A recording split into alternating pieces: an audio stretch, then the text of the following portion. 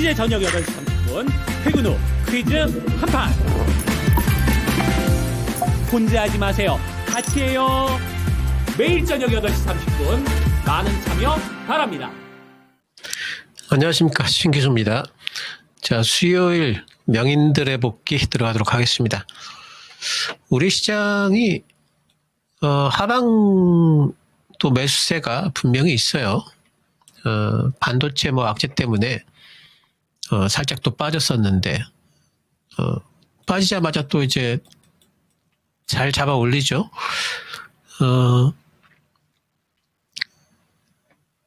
잡아 올릴 때 그 거래량을 보세요. 거래량을 보시면 살살 올라오고 있죠. 예, 그러니까 이제 이런 것들을 보게 되면은 이제 우리 시장이 분명히 하방으로 완전히 빼지는 않겠다 싶은 이제 생각이 좀 들죠.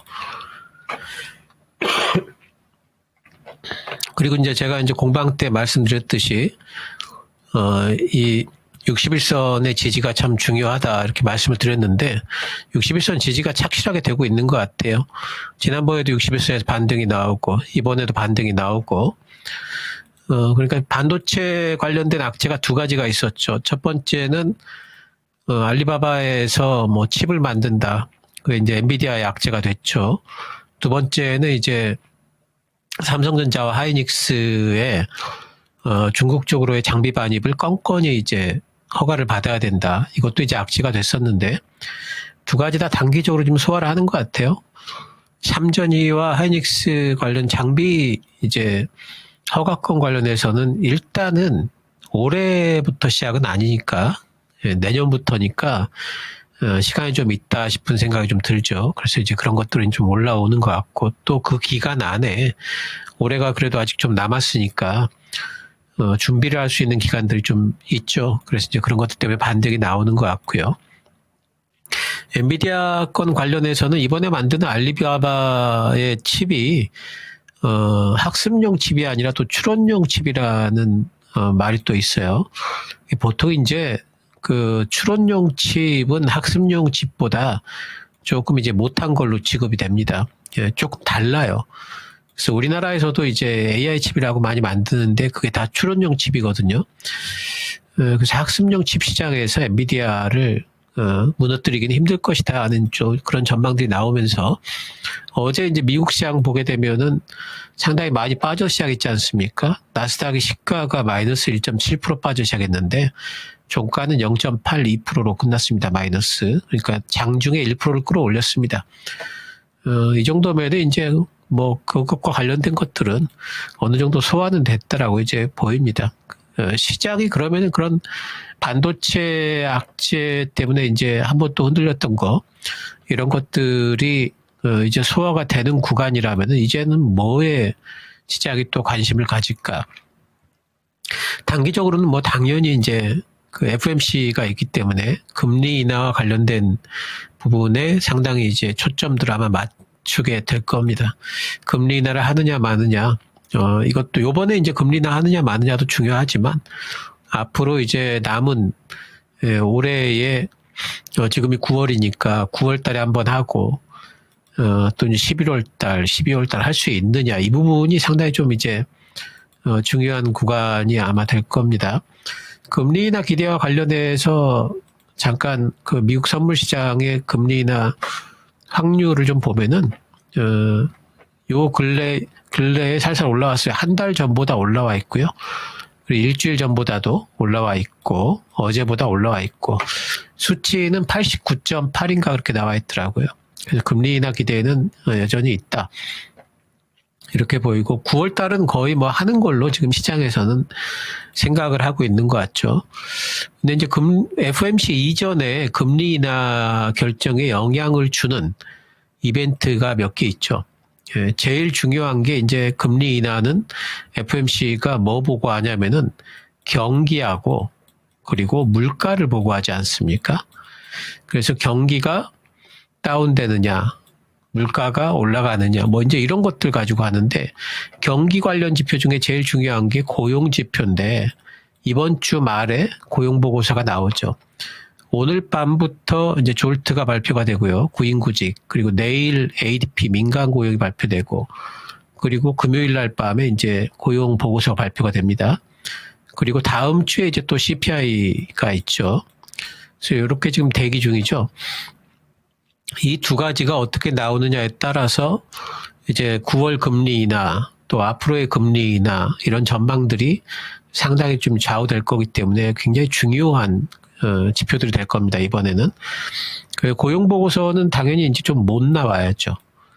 경기가 좀 나빠야지 그래야지 금리 인하를 할 거 아니겠습니까? 고용은 좀 빠져야 됩니다. 어제 나왔던 ISM 지표를 보게 되면은 경기는 분명히 둔화되고 있는 것 같아요. 그래서 고용 쪽은 아무래도 적어도 뭐 전망치가 지금 7만 3천 정도 지금 전망으로 돼 있는데 이 정도는 될 것 같아요. 고용 쪽이 분명히 좀 나쁘게 나올 거기 때문에 좀 빠지고 있다로 나올 거기 때문에 시장은 이런 것들을 타면서 반등이 좀 나올 겁니다. CPI는 어떻게 나올 것인가 이게 약간 조금 의문스럽긴 하지만 CPI도 확 올라가진 않을 것 같아요. 그냥 대충 오늘 올라가는 정도가 아니까 CPI 영향을 많이 주는 것 중에 하나가 이제 유가 아니겠습니까? 근데 유가를 보시면은 유가 차트를 보면은 크게 8월 달에 반등이 안 나왔죠. 오히려 8월 초에 비하면은 유가가 조금 잠잠했다가 이제 조금 반등이 나올랑 말랑 합니다. 그렇기 때문에 이번 CPI가 그렇게 크게 반등이 나왔을 것 같진 않아요. 그래서 이런 것들을 타면서 어쨌든 이제 9월 17일 날 금리 결정이 있는데 그때까지는 시장이 반등이 나오지 않을까 생각을 하고 있고 또 제가 이제 우리 시장의 중요한 기술적인 선들을 좀 그어드린 적이 있죠. 코스피를 보면은 요렇게 긋는다고 그랬죠. 요렇게 그어서 지난번에 여기를 넘었어야 되는데 요날 넘었어야 되는데 못 넘었죠. 시가에서 넘는 듯 하다가 결국 무너져 내렸습니다. 그리고 다시 빠졌다가 지금 올라오는 구간에서 지금 오늘 머리를 살짝 들고 있습니다. 내일까지도 올라가 준다면은 그러면은 아마도 우리 시장은 3,260 정도까지는 반등이 나올 수가 있게 될 겁니다. 기세만으로도. 그래서 지금 시장은 반등을 준비 중이니까 지금 이제 반등 준비를 좀 해야 되겠고 제가 이제 또 공방에서 말씀드린 내용들 이번 반등 시에 유념해야 될 것들 몇 가지 말씀을 드렸죠. 이번 반등 시에 혹시라도 물가가 높게 나오는지 그리고 또 스태그플레이션, S의 공포라는 단어가 또 나오지 않는지 이런 것들을 체크를 해야 된다 이렇게 말씀을 좀 드렸습니다. 그래서 이번 반등 시에 그런 체크 포인트들 체크해 보시면서 대응을 좀 해보시면 될 것 같습니다. 자, 오늘 뭐 특징주들 잠깐 살펴보면은요. 오늘 이제 반도체가 삼성전자가 연 이틀째 지금 반등이 나왔습니다. 반도체는 가령 이제 미국의 엔비디아라든가 이런 반도체들 관련주들이 좀 빠진다 할지라도 우리 시장의 반도체는 그래도 그때 잠깐 흔들렸다 또 갈 수가 있습니다. 왜냐면은 미국하고 우리나라는 반도체가 지금 위치가 달라요. 우리나라는 엔비디아 잘 갈 때 삼성전자를 비롯한 다른 반도체 소부장들 다 같이 이렇게 주가가 하락을 했었습니다. 그리고 실적도 보면은 지금 우리나라 반도체 실적은 이 주가랑 똑같이 빠졌다가 이제 반등이 나오는 초반이죠. 삼성전자는 2분기 때 실적 저점으로 보고 있고 3분기 때부터 반등이 나올 걸로 보고 있습니다. 그래서 아직까지 반등이 나올 폭이 있다는 거죠. 내년 상반기까지는 계속 실적이 좋아질 걸로 봅니다. 그렇기 때문에 우리나라 반도체는 엔비디아가 뭐 흔들린다 할지라도 그렇게 크게 영향을 받지 않을 겁니다. 또 한 가지 엔비디아가 그러면 실제로 정말 흔들릴까? 엔비디아 볼까요? 엔비디아를 보시면은 이렇게 좀 흔들렸습니다. 이번 알리바바 건으로. 그래서 엔비디아가 왜 이렇게 흔들리느냐? 그러면은 사실 가격이 많이 올라왔어요. 지난 4월달 저점에 비해서 2배가 넘게 올라왔습니다. 110%가 올라왔다가 지금 잠깐 좀 쉬는 거예요. 가격 부담이 분명히 있긴 있어요. 그래서 이제 좀 쉰다 이렇게 생각을 좀 하시면 되는데 엔비디아 실적도요. 계속 이렇게 좋았습니다. 이렇게 좋다가 이렇게 좋아지는 이 완만해지긴 할지언정 실적이 이렇게 꺾이지는 않습니다. 예, 그렇기 때문에 엔비디아도 주가가 꺾일 일이 없어요. 그러니까 엔비디아 실적이 이렇게 좋다가 이렇게 완만해진다면은 그러면은 엔비디아 주가는 최소한 박스권입니다. 그러니까 이렇게 왔다 갔다 할지언정 이렇게 빠지지는 않죠. 그렇기 때문에 반도체에 있어가지고 흔들림 구간이라는 것은 늘 매수 구간이 됩니다. 그래서 이번에 제가 그저께였죠. 월요일날 거의 대시선 때 이렇게 흔들릴 때는 또 반등이 나오니까 사자. 그리고 반도체 때문에 흔들렸기 다음에는 반도체는 반등이 나올 거기 때문에 다른 종목들 같이 흔들렸을 때 또 매수 구간이다 말씀을 드렸던 거죠. 그래서 반도체와 관련해 가지고는 그렇게 좀 믿어도 된다 보시고요. 삼성전자는 이제 힘을 좀 모았고요. 지수랑 비슷하죠. 위쪽에 지붕이 생겼습니다. 요거 돌파하게 되면은 또 한 차례 8만 원 구간까지 다시 한번 삼성전자는 트라이를 하게 될 테니까 요거 넘는지 요선 이 지붕을 넘는지를 잘 보면 될 것 같습니다. 그리고 애플 관련주들이 오늘 이제 움직였는데 요즘에 이제 조금씩 움직이죠. 9월 달에 신규 폰 나온다 그러고요. 뭐 제가 이제 말씀드리는 거는 애플 관련주 중에서 폴더블 폰 관련주들을 그렇게 계속 말씀을 드렸죠. 오늘 보면 파이nem텍이 신고가를 썼습니다. 계속 말씀드렸던 종목이죠. 파이nem텍이냐 KH바텍이냐 했을 때 저는 파이nem텍이라고 말씀을 드렸죠. KH바텍도 나쁘지 않지만 기왕이면 대장주를 해야죠. 그리고 덕산 네오룩스와 BH도 잘 가고 있습니다.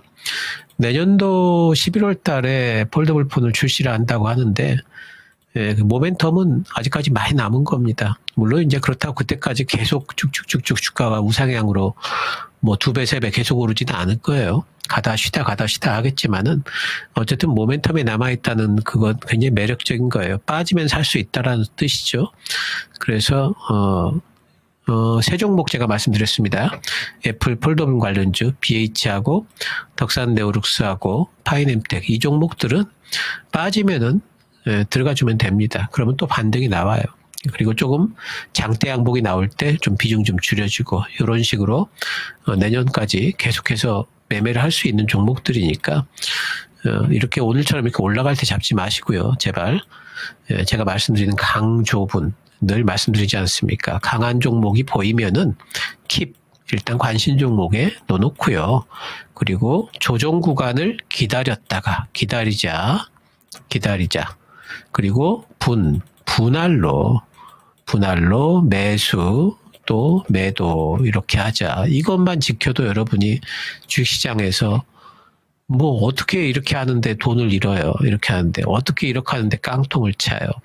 그럴 일이 없어요. 여러분들이 주식시장에서는 살아남는 게 돈 번 겁니다. 돈 번 사람들이 살아남지 손실을 계속 난 사람들이 어떻게 살아남아요? 이것만 해도 여러분들이 돈 벌어요. 절대 잊지 마시고 오늘처럼 이렇게 올라갈 때는 잘 봐놓고 그리고 이렇게 빠질 때 지난번에도 제가 이렇게 올라가고 이렇게 빠지는 구간에서 계속 말씀을 드렸잖아요. 이런 데서는 또 무서워서 못 사거든요.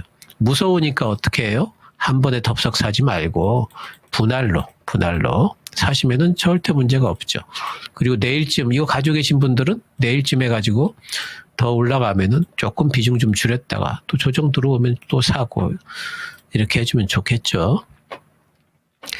자, 전력기기 관련주들 중에서 에르스일렉트릭이 오늘 또 어디에 납품한다. 미국의 유력한 데이터 센터 납품한다. 그러면 올라왔습니다. 전력 관련주도 빠지면 사자 그랬죠. 예, 그러니까 제가 H현대일렉트릭도 마찬가지고 효성중공업도 요 세 종목이 이제 대장주급이고요. 그리고 거기에다 한 종목 정도 좀 작은 종목 말씀드리면 산일전기 같은 거 실적이 좀 좋죠. 또 관세에서 조금 벗어나 있는 종목입니다. 그래서 이런 종목들로 하셔가지고 전력 관련주를 또 빠지면 사면 되죠. 왜? 모멘텀은 살아있으니까. 모멘텀이 살아있기 때문에 꺾이지는 않는다. 그렇다면은 빠지면 사면 또 반등 나오겠구나 이렇게 하는 겁니다. 그래서 전력 관련주들도 앞으로 몇 년 동안은 데이터 센터 관련해 가지고 모멘텀이 계속 살아 있어요. 그렇기 때문에 이쪽도 계속 계약 공시가 아마 또 나오게 될 겁니다. 빠지면 사고. 아직까지는 그래도 덜 반등이 나왔죠. LS 일렉트릭도. 예, 조금은 더 나올 것 같으니까 뭐 지금도 뭐 괜찮은 걸로 보이네요. 자, 그리고 오늘 또 움직인 애들이 카지노가 또 움직였죠. 제가 카지노 관련주들은 계속 말씀을 드렸습니다. 지난번에 여기서부터 말씀을 드렸죠. 여기서부터 파라다이스 나오기 전에 말씀을 드렸고요. 지금도 더 갈 수 있지 않을까 생각을 하고 있어요. 왜냐하면은 이제서 중국인 단체 관광이 시작되는 초반이고요. 그리고 이번에 10월 1일 날 국경절이 있는데 올해는 아마 8일간 연휴인 것 같아요. 그때 이제 아마 중국 관광객도 또 많이 오겠죠. 그러니까 여행지들도 또 움직일 겁니다. 움직이는 초반이니까 지금은 들어갈 만합니다. 롯데관광개발도 움직이는 초반이니까. 그리고 이번에 국경절 때 반짝 수요가 있다가 끝 이럴 것 같지 않고요. 이번 국경절을 계기로 해서 물꼬가 좀 트이고 그리고 하반기 내내 그리고 겨울이 되면은 아마 중국 관광객들이 더울 걸로 봐요. 무더운 여름보다는. 그래서 카지노 쪽 관련주들은 더 갈 폭이 있다라고 봅니다. 그래서 여행주는 이번 국경절 이슈로 보시고요. 조금 이거는 이제 단기 이슈로 좀 보시고 카지노 관련주들은 조금 더 4분기까지 가져갈 수 있다 이렇게 생각을 하셔도 될 것 같습니다. 그리고 오늘 이제 원전주들이 움직였죠. 투자에너빌리티도 또 이제 반등이 나왔고 뭐 한전기술 같은 애들 뭐 이제 바닥은 잡고 있고 이런데 원전주는 지난번에 이제 미국하고 계약 부분에 있어가지고 상당히 좀 불리한 계약을 했다. 뭐 이런 것들 때문에 혹 내려왔다가 아니다. 미국하고 사업하면은 다 괜찮아진다 하면서 올라왔었죠. 제가 이때 그렇더라도 일단 매도하자 말씀을 좀 드렸었습니다. 왜냐면은 그 불확실성이 어떤 방식으로 풀릴지가 이게 사실 그게 더 불확실해요. 실제로 지금 제일 좋은 시나리오를 얘기를 한 거거든요. 미국하고 뭐 합작을 해가지고, 그 다음에 뭐 계약 조건도 서로 바꾸고 뭐 이런 여러 가지 것들이 오히려 뭐 미국을 앞장세워가지고 뭐 유럽을 공략할 수 있다. 이런 너무 좋은 얘기들로만 그 도배를 하면서 지금 여기 올라왔던 건데 그 자체가 실제로 그렇게 될지 안 될지에 대해서 좀 불확실합니다. 그래서 저는 이제 투자에너빌리티는 요번에도 반등 나오면은 일단 좀 비중을 좀 줄이든지 매도를 해놓고 그리고 주가도 많이 올라왔지 않습니까? 그래서 여기서 7만 원 뚫고 올라가봤자 여기서 얼마나 갈까 싶은 생각이 좀 있어요. 그래서 요번에 반등이 나오면은 이제 투자에너빌리티는 비중 축소 이상 해놓고 나서 조금 더 지켜봐야 되겠다. 그리고 한창 빠지든지 아니면 정말 미국하고의 뭔가가 시작이 되든지 하는 확실한 건이 생기든지 이럴 때 다시 공략하는 게 어떨까. 이제 원전 부분은 가격적으로 많이 올라왔고 모멘텀이 조금 느낌표보다는 물음표 쪽이 조금 더 많아지고 있다. 이렇게 좀 보입니다. 그리고 바이오주들 요즘에 이제 반등이 나오고 있죠. 바이오는 제가 이제 그 금리 인하 모멘텀이 생기게 되면 바이오 올라간다 말씀드렸죠. 지금 이제 바이오는 조금 더 갈 것 같아요. 지금 그 FMC 때 만약에 금리 인하를 실제로 이번에 하게 되면은 그러면은 또 움직일 수 있는 쪽은 코스닥에서 요즘의 움직임으로 보면은 2차 전지보다 바이오 쪽이 조금 더 유력한 것 같아요. 그래서 뭐, 그 바이오 공략과 관련해가지고는 제가 늘 말씀드리는 게 잘 모르겠으면은 그냥 코스닥에 있는 바이오주들 중에 시총 큰 종목들 잡아가지고 트레이딩 하면 된다. 이렇게 말씀을 드렸죠. 뭐, 알테오젠, 리가캠, ABL 이 세 종목만 그냥 가지고 눌림목 공략만 해도 계속 수익이 나지 않습니까? 이런 데들. 계속 수익이 나고, 알테오젠도 눌렸을 적에 여기서도 한번 잡아보고 여기서 잡았더니 빠진다 뭐 조금 더 잡고 또 올라가는 반등 구간, 요번에 조금 또 올라가면은, 오히려 좀 비중 좀 줄여주고, 요런 방식으로 바이오는 접근을 좀, 하자 이렇게 말씀드렸죠. 계속 유효하고요. 어쨌든 요번에 FMC가 있기 때문에 바이오에 대한 모멘텀은 조금 더 가져갈 수 있습니다. 단지 올라가는 날 잡지 말고, 음봉에서 잡자, 빠질 때 잡자, 요것만 기억하시면 될 것 같습니다. 자, 시장과 관련된 이제 전략 부분 좀 들어가 보면요. 어쨌든 이제 시장은 지금 이제 금리나 모멘텀이, 작동할 거다 이렇게 이제 말씀을 드렸죠. 근데 이제 그러면서 시장이 이렇게 올라갈 때, 또 제가 이제 걱정되는 것들 몇 가지를, 또 말씀을 좀 드리면은, 아까 이제 살짝 말씀을 좀 드렸지만은, 혹시라도 이번에 CPI가 조금 3.3% 이상 올라가게 되면은 CPI가 그러면은 스태그플레이션 얘기가 나올 수 있습니다. 왜냐하면 경기는 고용은 분명히 빠질 텐데 물가가 올라가게 될 거고 그리고 지금 물가 부분에 있어가지고는 미국의 수입업자들이 관세를 지금 내고 있는데 이 관세 내는 부분을 현재까지는 지난번에 미리 관세 전에 수입해둔 그 저장, 재고들로 그거를 지금 다 뭔가 상쇄시키고 있어요. 나름대로 소화를 하고 있어요. 하지만 이것도 한도가 있죠.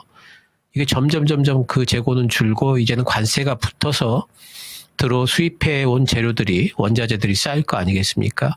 그러면 이거 가격을 안 올릴 수가 없죠. 가격은 꼭 올리게 돼 있습니다. 미국은. 가격은 올릴 수밖에 없는 환경이고 그렇다면은 물가는 더 올라갈 수밖에 없습니다. 이게 이번 달부터 이게 물가에 확 반영이 될지 아니면 다음 달부터 확 반영이 될지 적어도 이번 달 아니면 다음 달이라고 생각을 해요. 그리고 이런 것들이 이제 올라가기 시작하면은 미국은 스태그플레이션 얘기가 안 나올 수가 없어요. 이거는 언제 나오느냐의 차이일 뿐이지 이 단어는 꼭 나오게 돼 있습니다. 그래서 혹시라도 요번에 9월 FMC를 전후해서 그 단어가 나올 수가 있다라고 생각을 해요. 안 나오면 다행이고 그래서 그런 부분들을 우리가 염두에 좀 둬야 된다. 파월이 9월 달에 금리 인하를 해놓고 파월의 연설에서 추가 금리 인하에 대해서 신중론을 펴게 된다면은 그러면은 시장이 어떻게 반응할지 이 부분에 대해서 우리가 좀 봐야 될 것 같아요. 생각을 좀 해봐야 됩니다. 그래서 요번에 반등이 나오게 되면은 제 생각에는 조금씩 FMC 전에 비중을 조금 줄여놓고 나서 왜냐하면 우리 시장도 지금 뭐 사상 최고치 근방입니다. 그러니까 요번에 반등이 나오면은 이제 결단을 해야 돼요. 우리 시장 자체가 요번에 반등이 나오면은 넘어가 버리든지 아니면 못 넘을 것 같으면은 조금 꺾이든지 이번에 꺾이면 조정을 좀 받든지 둘 중에 하나로 아마 시장이 흘러갈 겁니다. 그래서 그런 부분들을 생각을 한다면은 이번에 시장 반등이 나올 때 조금씩 비중을 좀 줄여가 나가는 거 주식 비중을 이런 부분들을 좀 생각을 해야 될 것 같고요. 지금 이제 뭐 관심 종목은 어쨌든 시장이 반등이 나오는 구간에서는 제가 늘 말씀드리는 반바지, 반도체, 바이오, 2차 전지. 2차 전지가 요즘에 또, 많이 내려와 있는데, 또 반등이 나올 만한 구간입니다. 지금은 그 바이오들이 먼저 치고 올라갔지만은, 이제는 2차 전지도 또 올라갈 수 있는 반등 구간이기 때문에 2차 전지도 지금은 뭐 단기 트레이딩 형태로 접근이 가능한 구간이다. 이렇게 좀 보이고요. 그리고 지금 성장주 모멘텀이 붙기 시작하면은 제가 로봇주들 보자 그랬죠. 예, 로봇주들 아직까지 레인보우 출발 확실하게 안 했고요. 로보티즈는 뭐 어제 또 확 치고 올라왔죠. 예, 그래서 레인보우, 로보티즈, 뭐 SPG 이런 종목들이 있죠. 예, 이런 종목들 위주로 해서 그러니까 제가 로봇주들 얘기할 때는 그 말씀 드려요. 예, 재산이 돈이 많아가지고 지금 수익이 안 나잖아요. 예, 돈이 많아가지고 자본이 많아서 굉장히 버틸 수 있는 그런 이제 회사 아니면 독보적 기술이 있는 회사 이런 회사들로 골라야 된다 말씀드리죠. 예, 그런 회사들입니다. 보시면 좋겠고 또 금리나 모멘텀을 탈 수 있는 쪽이 또 증권주들이에요. 증권주들도 이번에 조정 받았다 반등이 나올 만한 타이밍이죠. 금리 인하되면 주식 투자를 많이 할 테니까 그럼 증권주들 모멘텀이 됩니다. 그래서 증권주들도 뭐 지금 구간 보니까 매수가 가능한 구간으로 보입니다. 또 엔터주 계속 말씀드리죠. 하이브, BTS 내년도에 복귀합니다. 또 그 중국 그 관광객들 모멘텀으로 화장품주라든가 또 뭐 카지노주라든가 이런 종목들 다 마찬가지고요. 이렇게 해서 단기적으로는 모멘텀을 탈 수 있는 종목들 위주로 해서 여러분들이 공략을 하시면 될 것 같습니다. 자, 어쨌든 FOMC 때까지는 시장 반등을 좀 노릴 수 있는 구간인가 생각이 좀 됩니다. 신기우였습니다. 감사합니다.